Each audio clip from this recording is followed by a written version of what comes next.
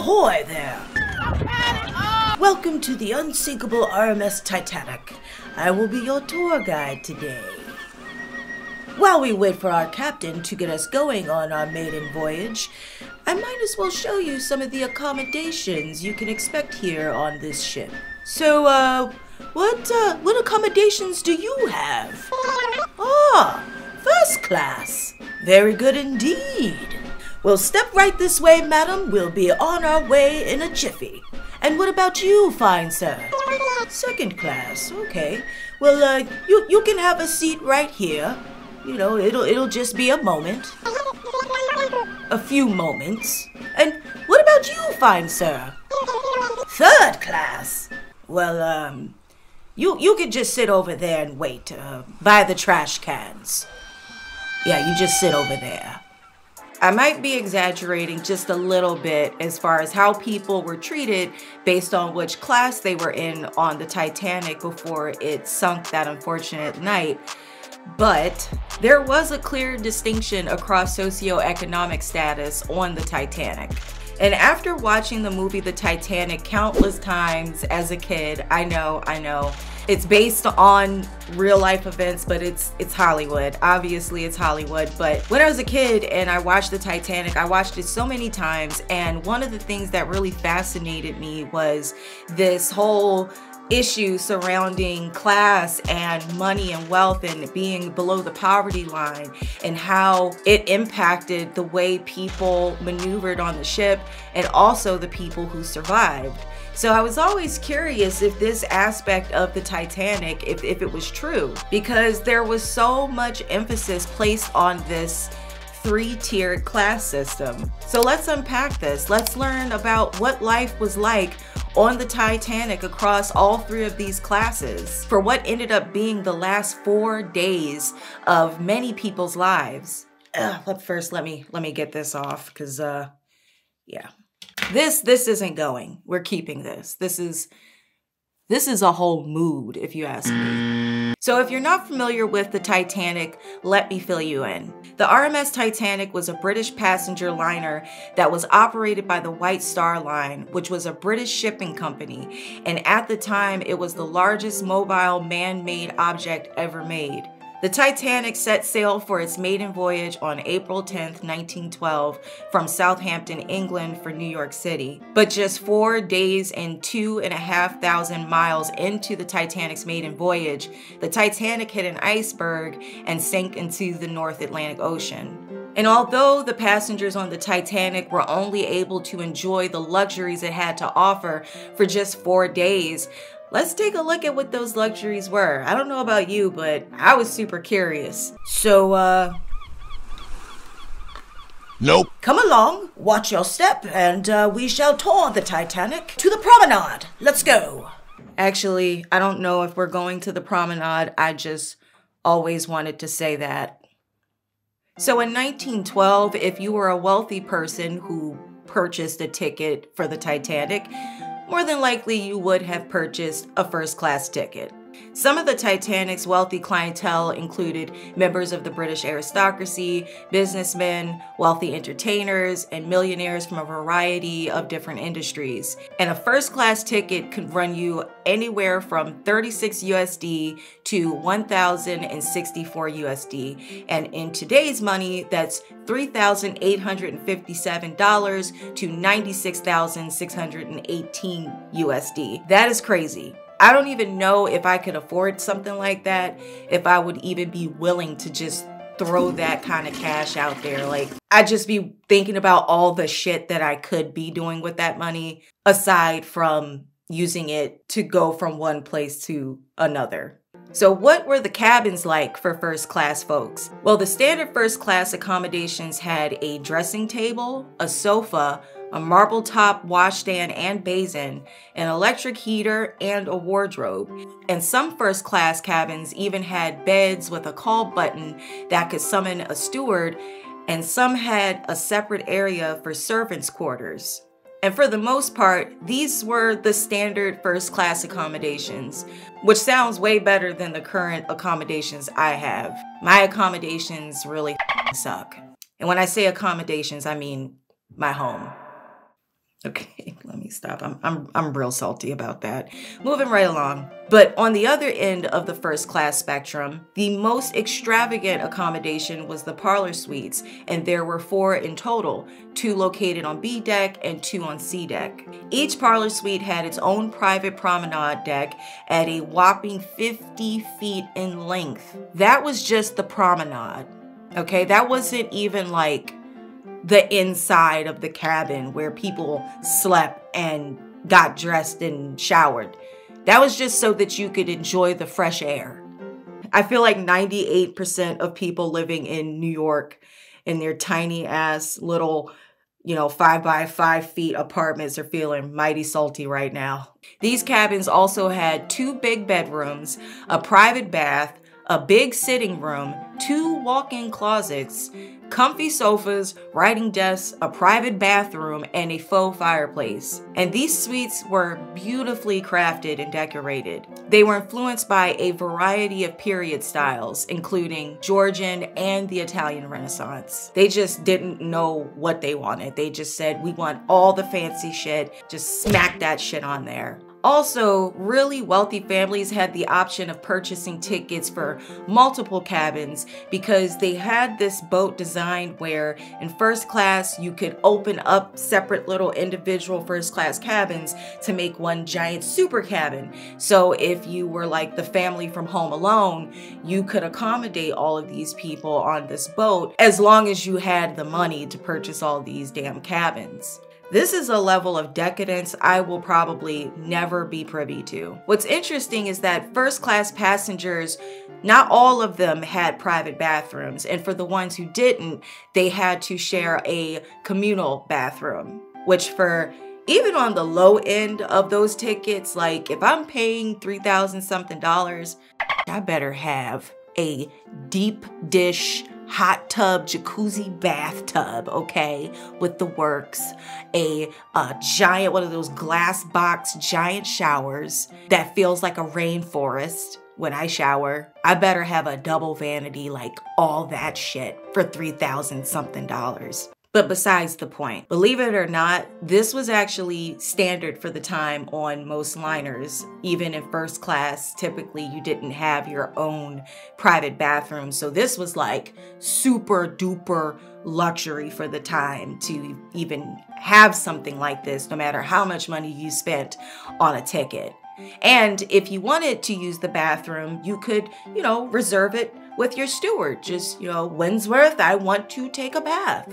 And Winsworth would schedule your bath for you. But for the super, suites, for the most part, they all had their own bathrooms, so you didn't have to worry about that. So now let's take a look at some of the amenities you could enjoy as a first class passenger. Are you excited? I'm excited. I want to know what these people did for those 4 days in their leisure time. That's really interesting to me. Let's take a look. As a first class passenger, you could enjoy Turkish baths, fine dining, a state-of-the-art gym, a game of squash, going swimming in the pool, chilling in a saloon. They even had veranda cafes and a palm court, which apparently is a fancy atrium with a bunch of palm trees. I did not know this. These are typically found in hotels. If you haven't been able to tell already, I am a broke, so I don't frequent places that tend to have palm courts. Therefore, I did not know what one was. Now I feel even more broke than I did before.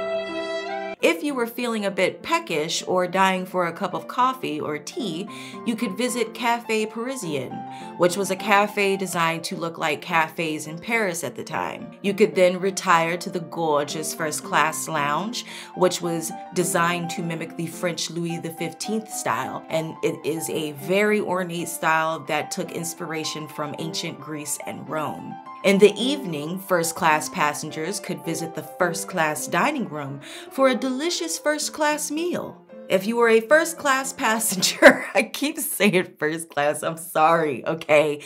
Y'all get it. We in the first class. I will do better. I am very sorry. If you were a first-class passenger of the Titanic on that catastrophic night, you would have enjoyed a meal that consisted of a lot of shit I can't pronounce, but I'm gonna do my best. Canopies and oysters, veal soup, poached salmon with mousseline sauce, and filet mignon or chicken lyonnaise with stuffed vegetables. After enjoying a delicious dinner, men in first class would enjoy some conversation in the smoking room, while women could retire in the reading and writing room. This was clearly a different time. But the first class reading and writing room was, in fact, gorgeous. I mean, I would love to read and write in this room. I mean, kinda. I'd probably be dead. But if given the opportunity and I knew that I would live through it, yes, I would love to read in this room. It had a beautiful fireplace with elegant furniture and white walls. So now that we have taken a look at what it was like to be in first class, let's check out second class. Come on, let's go. It's not. It's not working out. It's not working out at all. As a second class passenger, you would have paid 15 USD, which is around $1,800 in today's market. That is still very high. The rent is too damn high. Second class passengers came from a variety of different backgrounds, from academic scholars to tourists to middle class families. And fun fact, the musicians who were playing aboard the Titanic as the ship sunk, if you ever seen the movie The Titanic, they really like to highlight this. The musicians that were there, they actually performed as the ship sunk to kind of help keep people as calm as possible. And they unfortunately all died that night, which is just so sad. Like, these guys are heroes in my book. What they did was just heroic shit, you know? But fun fact, everybody in the band lived in second class aboard the ship. Second class accommodations typically consisted of cabins with bunk beds, which I'm sitting here thinking, like, I paid you $15? I gotta sleep in a bunk bed? You cheap. And unlike some of the first class cabins, they did not have private bathrooms, but they did have sinks and mirrors. I don't know about you, but for me, this sounds like ridiculous accommodations for the price. But believe it or not, this was actually, again, considered really good for the time. This was considered to be luxury compared to other liners. You know, the Titanic was like very unique in so many ways, and that was one of them. Based on the expectations during this period, this was considered to be high class, man. High class. But I can't help to apply my 21st century ass to the past, and I just not with it. It couldn't be me.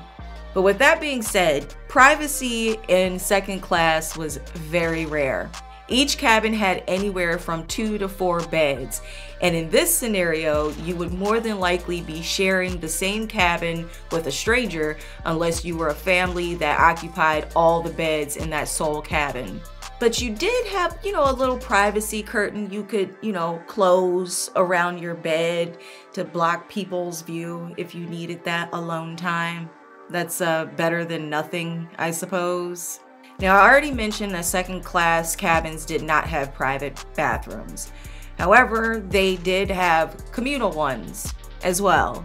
So what type of amenities did second class passengers have the privilege of enjoying? Well, they could enjoy the fresh air on the promenade. Fresh air is always nice.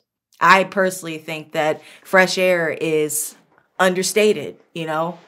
It's underappreciated. Second class passengers could also have a smoke in the smoking room, but not in the first class smoking room, okay? Let's get this right. No, you go to the second class smoking lounge. You could also visit the second class lounge and check out a book from its library, and grab a cup of tea or coffee in the afternoon in the lounge. If you were aboard the Titanic as a second class passenger on its last night at sea, you would have eaten consommé with tapioca with a choice of baked haddock and sauce, curried chicken and rice, lamb with meat sauce, or a roast with cranberry sauce. To be quite honest, I don't like any of that stuff or anything from first class. Like the filet mignon, like, yeah, I love me a good, you know, piece of red meat, but consommé, I I don't even know what that is, honestly. Anyway, moving right along, third class. Let's go. Come on, third class. So in terms of luxury, there was a huge drop from second to third class. Like it dipped severely. With that being said, the Titanic's third class accommodations are said to have been better than third class accommodations provided by other liners at the time. I feel like this is becoming a reoccurring pattern here. It sucks, but for the time, it's amazing. Apparently, most third class living areas on liners were more like dormitories. On the Titanic, you would be sharing a small space with a few strangers versus a bigger space with a shit ton of strangers. Especially considering that a third class ticket cost $8.50 USD. And in today's money, that would be $965. $965 to sleep with a bunch of strangers. Okay, I'm taking this off because I feel like the ring light is distracting and it also looks like eyeballs and it's kind of creepy. Oh shit, I forgot. I got this. I totally forgot I had this. This is part of the getup. Well, I can't really talk with it, but maybe. We can try. No, we're not gonna do that. Third class cabins could hold up to 10 people at once. And many of these cabins were located in the worst areas of the ship. And what I mean by worst is the loudest shitty part, where the engines were. $1,000. In third class, single men and women were separated and slept at the front or the back of the ship, while families were in the middle. Oh, and yes, most importantly, there was over 1,000 passengers in third class. Guess how many bathrooms they had to share? Because of course they did not have private bathrooms. Oh no, based on second class, like we already know this, but just guess how many they had. 2. 2.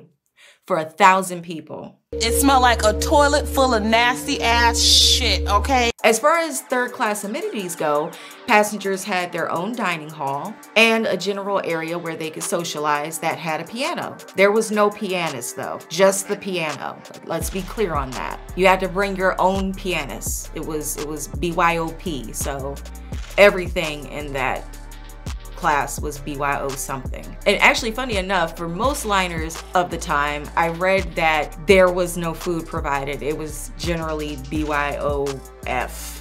So, oh, and third class passengers also had a smoking room, but of course, this was male only.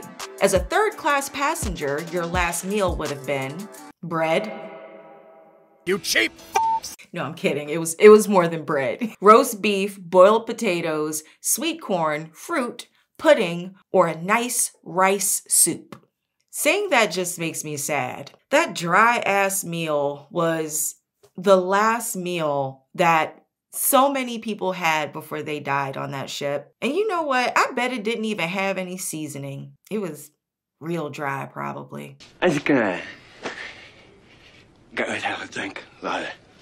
You know, the sinking of the Titanic is just such a sad story. But you know what's really tragic is the people who ate bland boiled potatoes and rice soup as their last meal on Earth. That's truly a tragedy.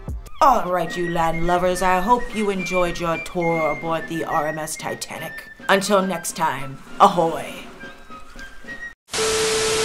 Okay. I've had enough. Okay. Honestly, you could use this to wax a mustache.